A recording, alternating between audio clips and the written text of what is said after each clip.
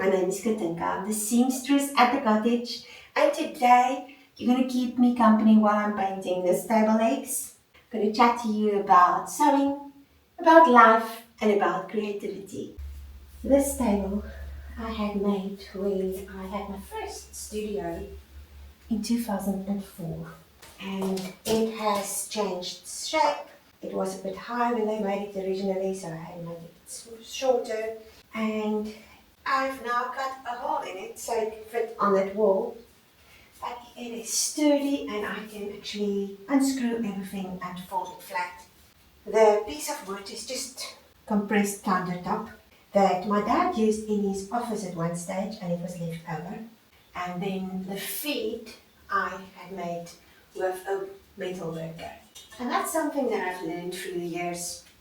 In South Africa, we don't have an IKEA. I love IKEA. Oh, this stuff is so beautiful. And it is just a case of often you have to figure out ways to get what you need. And so through the years, I've learned to support local craftsmen. Like this table was made by metal workers, and this top was made by a woodworker. And yes, it is expensive, but it does stay with me forever, and I can make it to fit my needs, which I find is very important, because the shapes and the places I go into sometimes is not really conducive for sewing. So it does help that my things can fold and move on wheels. And I also like that it's not the same as everybody else's. So as some of you might know, I'm a part of a triplet. I've mentioned it before. And we are triplet girls. And my sisters are identical. And I was my own, it's basically a fraternal twins that turned into triplets. So they shared this bond and they looked identical and everything. I don't know what's wrong with the world. But I can't tell you, like every single place we went to, firstly my mom had to show us off, which is maybe a thing, I don't know, but I kind of felt like a show horse. And secondly, people would ask me, why don't you look like your sisters? And so from when I was really young, I just got really rebellious in the sense of, I don't want to look like anybody else. I don't want to dress like other people. I don't want to, my house I don't want it to look like other people's houses. And even though there's a style that I like, I still like original pieces. So that little girl who hated being compared to her sisters is still in here somewhere. And yeah, I see the IKEA things and I can make a beautiful sewing room with that. But I love my things, and I love that I can actually move with them when I move, because I've moved a lot in my life. Mostly because I couldn't afford my own place. So if you rent, you're actually at the mercy of your landlord. And secondly, that's how I grew up. We moved.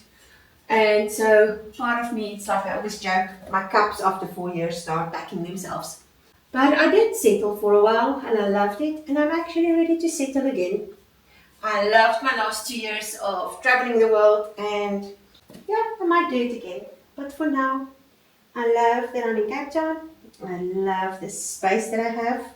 And I've realized I am very much influenced by my environment. As long as I have a good workspace and a nice bedroom, I'm actually quite happy. And I could easily become a hermit.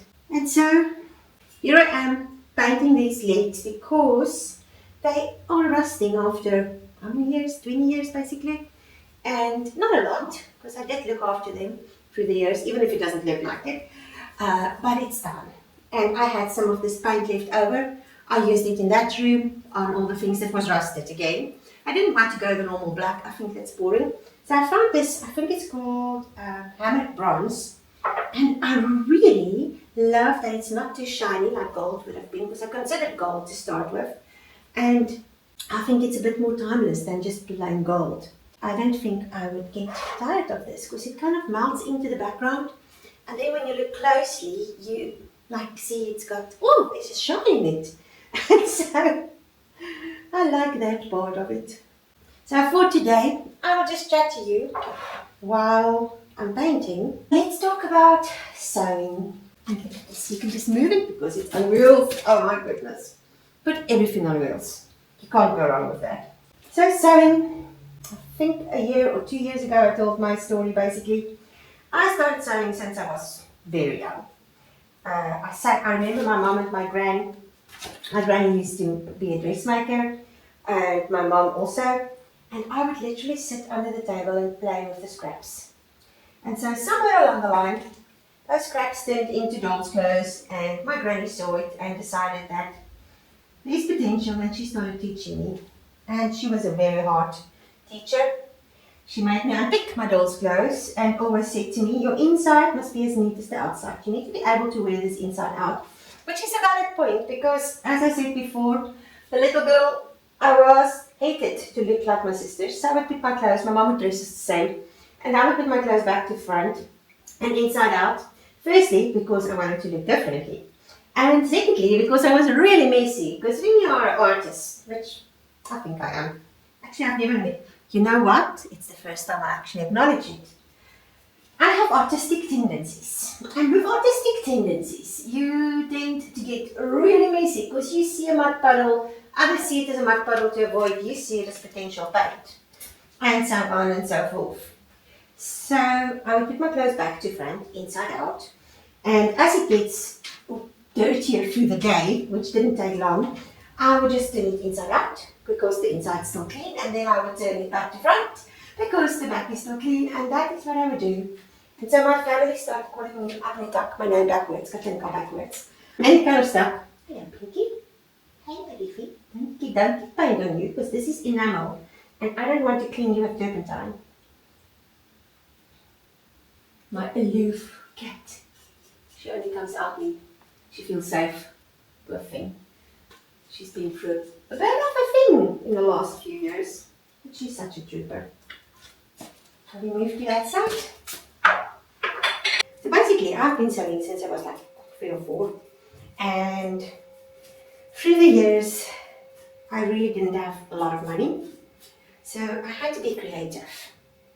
And I would cut up stuff and change things and use what I have. I remember when I was living in Israel, I didn't have a sewing machine, and I actually used a sheet, and I used the threads from the sheet to make myself a nightie because I missed sewing so much. So that's another thing.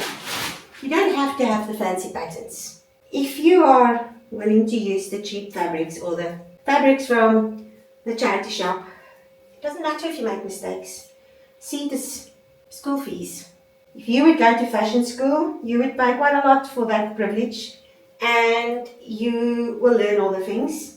Where if you teach yourself, you will also learn the things as long as you are willing to read books and look up stuff and figure things out. But with that, as you learn things, you will make mistakes and see it as, oh, that's see it as your school fees. You're learning at the school of self-taught genius. And so today, as I'm standing here, I can basically make anything. Through the years, I made tons of prom dresses. That was fun. I made wedding dresses. I made underwear, bras for people with big bosoms and can't find bras in the shops. And swimwear, pants, jackets for men. I can basically do anything I want to. I don't always want to. And I am seeing at the moment that some things does not come so easy anymore. So I need to actually, when I have the set up, just go through the process and make a few things. Another thing, if you really want to learn, don't be a selfish sewer. I know it's so tempting because it's quite a lot of time investment. But to learn the skills that you need to make pants for men. It's quite a mission. Don't know if you've made them, but they're different from female pants. And you need to make shirts for the men in your life because you learn how to do buttonholes really well. The collar, that's quite tricky. And so, do the things that you don't really want to do because in the end, that will teach you the skills that you need to be proficient at sewing. Actually, you don't want to just be proficient. You want to be able to look at something and know that you can make it. Another thing, you can draw up your own patterns, like I said, clone your clothes and be brave and make mistakes. Use sheets. I'm sure your granny or the op shop have lots of old sheets, or curtains, or whatever you can find. Even if you have to use a black bag and cut it up to figure out if the pattern works, that time investment is not going to go to waste. In the end, you will be able to make the things you want. I've also learned that don't be afraid of taking patterns and adapting it. There's a whole movement at the moment of, oh, design your own pattern and make it. I'm sorry to break it to you, nothing is new. I see these V-skirts and I remember wearing them in the 80s. I actually have patterns from them from the 80s. And there's these beautiful ruched dresses and I've seen them in the 20s. And so, if you look around, you'll find patterns and you can adapt them. So the thing of knowing how things work means that you can see the bones of something. So I would look at a design and I know in my pattern stash, because I do have a lot, I mean I am 50, so 50. I think I'm turning 52 this year. And with that, I've got a lot of patterns through the years. My grannies, my moms, people who gave up their sewing spaces sent their stuff to me, which I'm very thankful for. I don't mind being a dumping place for sewing related stuff. And the things I needed and wanted and could use, I kept, and the rest I passed on. So that's another point. Don't be selfish with your resources. I know it's tempting because it's expensive and it's like, oh, but I don't want to share it, or whatever your reasons are. I've been there. Oh, this is the only thing you're going to keep to yourself, unless you want to sell it or unless you want to make it as a free pattern. You design a pattern and you draw it up and you graded it and you put it out there for the world to buy and to use. That's your property. But also remember that you are not new. Somewhere out there, somebody else has made that pattern. And so, also don't be like the people, I've seen them also, who was like, oh, that's my own pattern. They used to do markets and people would, especially the crochet people, they were like, oh, that one stole my design. And yes, it happens. People do steal your design, but that's why you need to always be on the edge. You need to be at a point where you have something new coming, even before people had time to figure out something.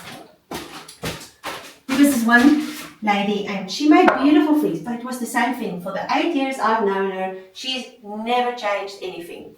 And she got really upset when somebody else would make the same dress, which was really simple, little kitty's dresses. They were really pretty, but it's just that thing of be innovative. Make the things that you know work, but also bring in new things if you sell them. But for yourself, if you have a uniform, which I do kind of have, I have a specific dress pattern I really love. And I just make that dress when I feel like I need something to be comfy in. Rosary Apparel, I think she called it, I can't remember. She's got a dress also that she loves and she makes it and change the pattern. And that's another point. Don't be afraid to change patterns. I wouldn't advise you to, if you have a PDF pattern, that's fine. But if you have a printed pattern that you bought, maybe just draw it off and then change it, because they are kind of expensive. And if you have to replace it, it's a pain. So I'm going to keep on painting. I think I've bored you enough with this watching paint dry, literally. But I hope these tips help you. And basically, my last point, enjoy the process. Enjoy sitting in front of your machine. Enjoy the unpicking. I put on an audiobook and unpicking, I see it like editing. If you do a video, you don't leave everything in. Sometimes you take stuff out. Or if you write a book, you don't leave, or you write it and then you rewrite it and then you write it again. And go through life, there's remakes and redos, and that's okay. It's a bit tedious. Sometimes it's a bit upsetting because you really wanted to get this done. And sometimes you're busy with an order and you have to get it done. And then you mess up. That's not fun. But use all of those as experiences to learn. Learning is priceless. And you can choose to make the service tax, or you can choose to pay the school fees and move on. And so, do that. Don't be afraid to pay school fees. Don't be afraid to learn. Don't be afraid to do things you've never done before and mess up. And in the end, make sure you enjoy every moment, because life is precious. And your skills and your talents are only you that have those. Other people have similar ones, but you are unique. And so like me, dressing up with clothes that's different from everybody else when I was younger. Now I'm fine. I've got my identity myself. I don't need to show the world my identity from my clothes that much anymore. But like that little girl who put her clothes backwards because I wanted to be myself. I want to challenge you, be yourself. If there's a pattern that came out, make it and make it in the fabric you love. But you don't have to do everything that everybody else is doing because you are unique. I'm going to leave you on that and I'll see you in the next video.